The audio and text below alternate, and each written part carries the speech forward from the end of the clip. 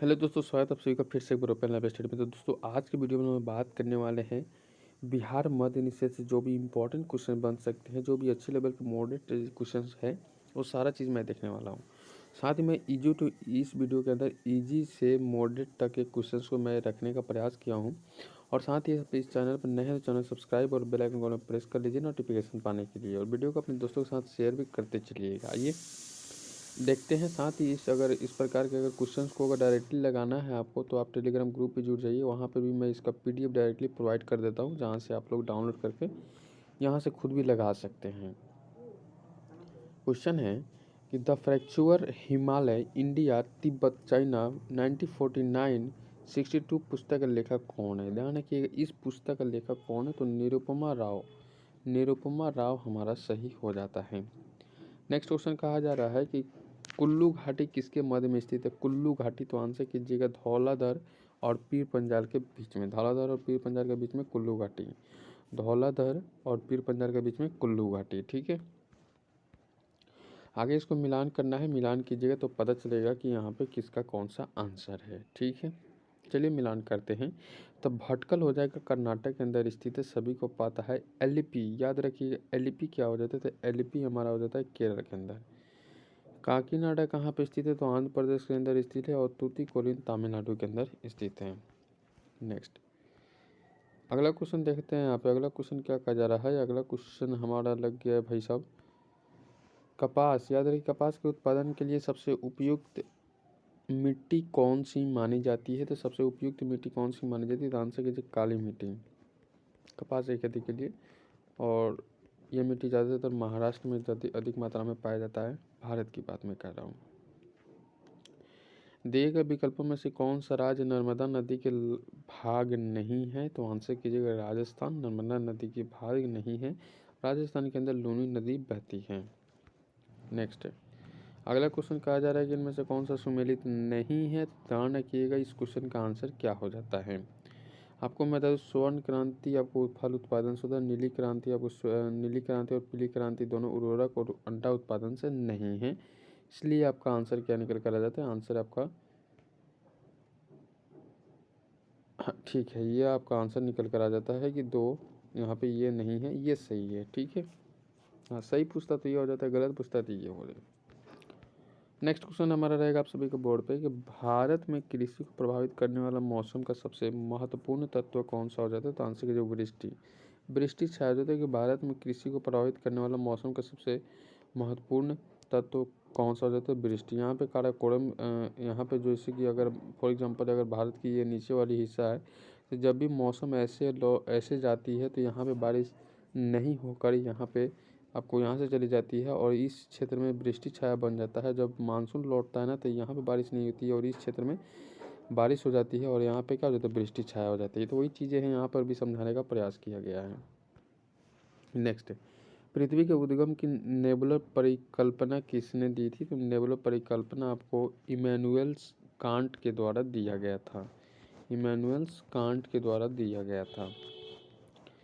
अगला क्वेश्चन बात कर लेते हैं। क्वेश्चन हमारा क्या लग रहा है? क्वेश्चन कह रहा है कि निम्नलिखित में से विकल्पों में से किसका मिलान सही नहीं है? तो किसका मिलान सही नहीं है? तो आपको काजीरंगा राष्ट्रीय उद्यान असम के अंदर है, लेकिन घना पश्चिमी बिहार राजस्थान के अंदर, कान्हा राष्ट्रीय मध्य प्रदेश में, दूधवा राष्ट्रीय उत्तर प्रदेश में, छत्तीसगढ़ में नहीं है। नेक्स्ट क्वेश्चन करते हैं। अगला प्रश्न कहा जा रहा है हमारा, क्वेश्चन देखिएगा, रामसर साइट। याद रखिए, क्वेश्चन हमारा रहेगा रामसर साइट सम्मेलन संबंधित है। तो आंसर याद रखिएगा आप ये, आपको रामसर साइट की बात की जाती है तो आर्द्रभूमि हमारा सही हो जाता है। दिए गए विकल्पों में से कौन वैश्विक तापन के लिए उत्तरदायी नहीं है? तो वैश्विक तापन के लिए आर्गन उत्तरदायी नहीं है। नेक्स्ट क्वेश्चन कहेगा हमारा, यदि किसी वस्तु, याद रखिएगा, वस्तु की मांग के ऋणात्मक आय लोच है और धनात्मक मूल लोच है, तो ये वस्तुएं किस प्रकार की हैं? वस्तुएं निम्न स्तरीय वस्तु। निम्न स्तरीय वस्तु। बात कर ले क्वेश्चन की, तो किसी देश की राष्ट्रीय आय का निर्धारण करने के लिए निम्न में से कौन सी पद्धति प्रयोग में नहीं लाई जाती है? तो कौन सी पद्धति? तो आंसर कीजिए निवेश पद्धति।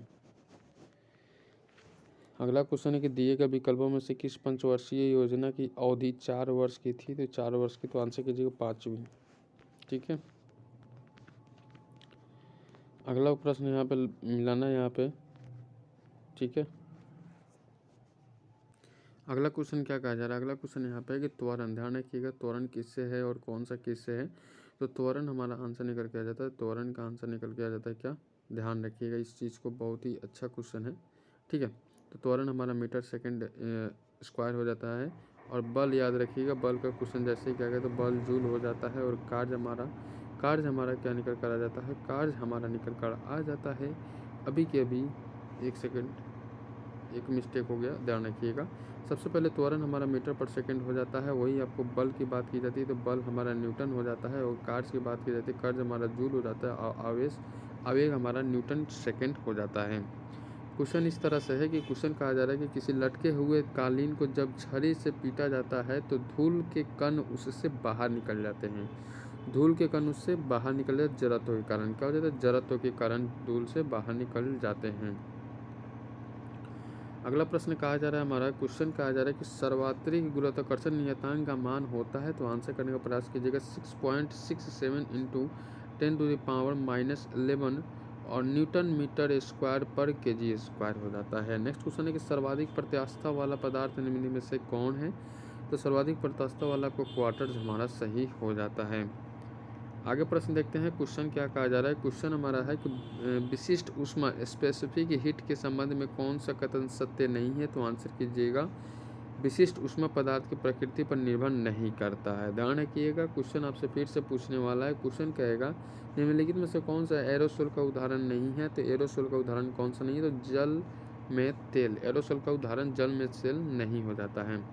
इसको मिलान करने का प्रयास कीजिएगा, इसको मिलान करने का प्रयास कीजिएगा किसका कौन सा है। तो आपको सबसे पहले यहाँ पे मिलाने का इजी तरीका है कि जिसको आपको याद है ना, सबसे पहले उसको आप मिला लीजिए, ठीक है। तो यहाँ पे मिलाइए, हाँ सभी इसको मिला लेते हैं। सबसे पहले न्यूट्रॉन की बात की जाती है तो न्यूट्रॉन हमारा हो जाता है जेम्स चैडविक हो जाता है, याद रखिएगा। इलेक्ट्रॉन जे थॉमसन हो जाते हैं, इलेक्ट्रॉन से जे थॉमसन हो जाते हैं, ठीक है। हाँ ठीक है, तो चलिए यहाँ पे देख लेते हैं। प्रोटॉन का गोल्ड स्टीन हो जाता है और परमाणु नाभिक का रदरफोर्ड हो जाते हैं।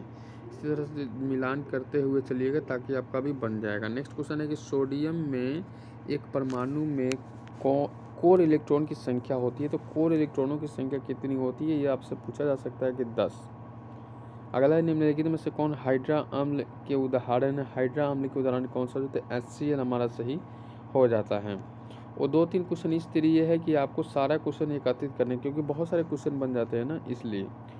बॉयल, चार्ल्स एवं अवोगाड्रो द्वारा प्रतिपादित गैसीय नियमों का संयुक्त रूप से क्या कहते हैं। ध्यान रखिएगा, तो आदर्श गैस नियम, आदर्श गैस नियम।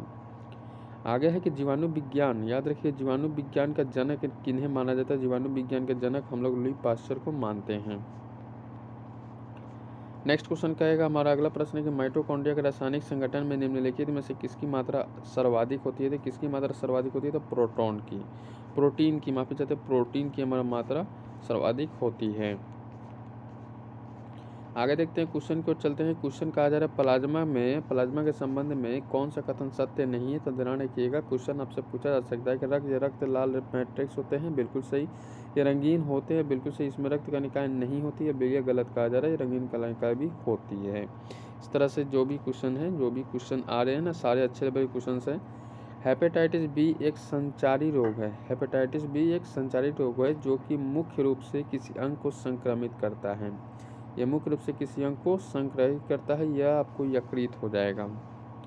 आगे देखते हैं कि निम्नलिखित में से कौन सा मस्तिष्क का मुख्य सोचने वाला भाग है। ध्यान रखिएगा, जो भी हम लोग सोचते हैं ना, थिंकिंग करने वाला प्रमस्तिष्क हो जाते हैं। प्रमस्तिष्क हो जाते हैं सोचने का भाग, प्रमस्तिष्क हो जाते हैं। आगे क्वेश्चन फिर से आपसे पूछा जा सकता है इस प्रकार से कि कहेगा ग्राम सभा संबंधित प्रावधानों का उल्लेख किस अनुच्छेद के अंतर्गत किए जाते हैं। तो किस अनुच्छेद के अंतर्गत किए जाते हैं, तो अनुच्छेद 43 के ए, अनुच्छेद 243 के ए क्या कहा जाएगा कि ग्राम सभा संबंधित प्रावधानों का उल्लेख किया जाता है। आगे के संसद के दोनों सदनों की संयुक्त बैठक की संकल्पना किस देश के संविधान से लिया गया है। तो किस देश के संविधान से लिया गया है, तो आंसर कीजिएगा यहाँ पे ऑस्ट्रेलिया से। ऑस्ट्रेलिया से संसद के दोनों सदनों के संयुक्त बैठने का जो होता है ना प्रोग्राम, वो ऑस्ट्रेलिया से लिया गया है। आगे देखते हैं क्वेश्चन क्या कहा जा रहा है कि उच्चतम न्यायालय का अभिलेख न्यायालय का उल्लेख संविधान के किस अनुच्छेद में किया गया है। तो किस अनुच्छेद में किया गया भाई साहब, आंसर कीजिएगा अनुच्छेद 129। अनुच्छेद 129 भारतीय संघ के पदाधिकारियों को मिलने वाले वेतन भत्ते तथा पेंशन आदि का उल्लेख संविधान की किस अनुसूची में किया है। तो किस अनुसूची में किया जाता है, तो आंसर कीजिए दूसरा अनुसूची के अंतर्गत। आगे देखते हैं क्वेश्चन का जरा राजभाषा का उल्लेख संविधान के किस भाग में किया गया है। राजभाषा का उल्लेख संविधान के किस भाग में किया गया है, तो आंसर कीजिएगा यहाँ पे भाग 17।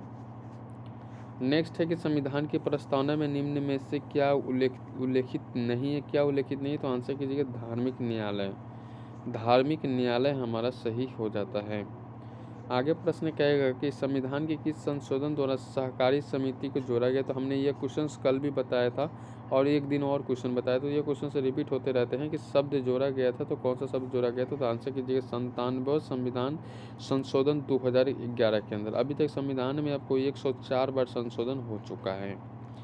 प्रश्न आपसे पूछा जा सकता है इस प्रकार से कि निम्नलिखित में से किस संस्तुति पर भारतीय संविधान में मौलिक कर्तव्य को शामिल किया गया। मौलिक कर्तव्य 51 के कम में हो जाते हैं और मौलिक अधिकार पूछेगा ना तो आपको अनुच्छेद 12 से 35 कर देना है। चलिए देखते हैं यहाँ पे क्वेश्चन की ओर चले कि भारतीय संविधान में मौलिक कर्तव्य को शामिल किया गया है। तो मौलिक कर्तव्य को शामिल करने वाला यहाँ पे स्वर्ण सिंह समिति के अंतर्गत है। स्वर्ण सिंह समिति के अंतर्गत है। आगे देखते हैं क्वेश्चन क्या कहा जा रहा है। हमारा क्वेश्चन है कि भारत में राष्ट्रपति पर महाभियोग कैसी प्रक्रिया है। भारत में राष्ट्रपति पर महाभियोग कैसी प्रक्रिया है, तो अर्धन्यायिक प्रक्रिया है। अर्धन्यायिक प्रक्रिया। पंचायत चुनाव कराने हेतु निर्णय किसके द्वारा लिया जाता है। तो पंचायत चुनाव कराने हेतु जो निर्णय लिया जाता है राज्य सरकार के द्वारा। नेक्स्ट क्वेश्चन रहेगा हमारा कि कुरु महाजनपद की राजधानी कहाँ थी। कुरु जो महाजनपद की राजधानी थी वो कहाँ थी, तो इंद्रप्रस्थ के अंदर है। इंद्रप्रस्थ के अंदर। भगवान बुद्ध के गृह त्याग का प्रतीक है। भगवान बुद्ध के गृह त्याग का प्रतीक क्या हो जाता है, घोड़ा। ठीक है भाई साहब, घोड़ा हमारा सही हो जाता है। आगे देखते हैं कि गढ़वाल वंश का संस्थापक कौन था। तो गढ़वाल वंश का संस्थापक चंद्रदेव थे। कौन से, चंद्रदेव। नेक्स्ट है दीवाने ए खैरात निम्न में से किस शासक से संबंधित है। दीवाने खैरात निम्न में से किस शासक से संबंधित है, तो आप कहिएगा फिरोज शाह तुगलक। क्या कहना है आपको, फिरोज शाह तुगलक। आगे देखते हैं क्वेश्चन की एकात्मक गोलाकार स्तंभ निर्माण विधि किस काल के कला की विशेषता है। तो आंसर करने का प्रयास कीजिएगा भाई साहब, मौर्य काल। क्या हो जाता है, मौर्य काल हमारा सही हो जाता है। कुब्बत उल इस्लाम मस्जिद कहाँ है। क्वेश्चन क्या है, कुब्बत उल इस्लाम मस्जिद आपको कहाँ पे, दिल्ली के अंदर है। जामा मस्जिद भी दिल्ली के अंदर है। कहेगा कि आपको लाल किला तो दिल्ली के अंदर है और ताजमहल कहेगा तो आगरा उत्तर प्रदेश के अंदर स्थित है। नेक्स्ट क्वेश्चन कहेगा हमारा अगला प्रश्न है कि सिंधु काल में सीसा निम्नलिखित में से कहाँ से आयात किया जाता है। सीसु निम्नलिखित में से कहाँ से आयात किया जाता है, तो आंसर कीजिएगा ईरान से। कहाँ से, ईरान से। नेक्स्ट क्वेश्चन 47 नंबर क्वेश्चन कहा जा रहा है हमारा, ध्यान रखिएगा। क्वेश्चन क्या है कि शिशुवध प्रतिबंध वेलेस्ली के काल में, सती प्रथा प्रतिबंध किसके काल में लगाया गया था, तो आंसर कीजिए लॉर्ड विलियम बेटिंग के काल में। अगला है कि दास प्रथा प्रतिबंध लॉर्ड एलन बेटर के काल में, और आपको हिंदू विधवा पुनर्विवाह लॉर्ड कैनिंग के काल में। ठीक है, चलिए आगे देखते हैं क्वेश्चन क्या कहा जा रहा है। अगला क्वेश्चन आपके बोर्ड पे लग चुका है, क्वेश्चन को ध्यान रखिएगा। क्वेश्चन कहा जा रहा है कि भारतीय राष्ट्रीय कांग्रेस के प्रथम मुस्लिम अध्यक्ष कौन थे। तो भारतीय राष्ट्रीय कांग्रेस के प्रथम मुस्लिम अध्यक्ष बदरुद्दीन तैयब जी हो जाते हैं। नेक्स्ट है कि पुनः सार्वजनिक सभा के संस्थापक निम्न में से कौन थे। तो पुनः सार्वजनिक सभा का संस्थापक एमजी रनाडे। कौन थे, एमजी रनाडे पुनः सार्वजनिक सभा का संस्थापक। अगला प्रश्न कहा जा रहा है कि इनाम कमीशन के स्थान किस गवर्नर जनरल के समय हुआ था। तो इनाम कमीशन का आपको लॉर्ड डलहौजी के शासन काल के अंतर्गत है। जो भी इंपॉर्टेंट क्वेश्चन था हमने आपको बताया, और आपका काम है आप वीडियो को लाइक करना, अपने दोस्तों के साथ शेयर करना और टेलीग्राम ग्रुप में ज्वाइंट हो जाना है। चैनल पर नए, चैनल को सब्सक्राइब कीजिए। मन में सवाल है तो कमेंट कर सकते हैं। मिलते हैं नेक्स्ट वीडियो में, तब तक गुड बाय, जय हिंद सभी साथियों को।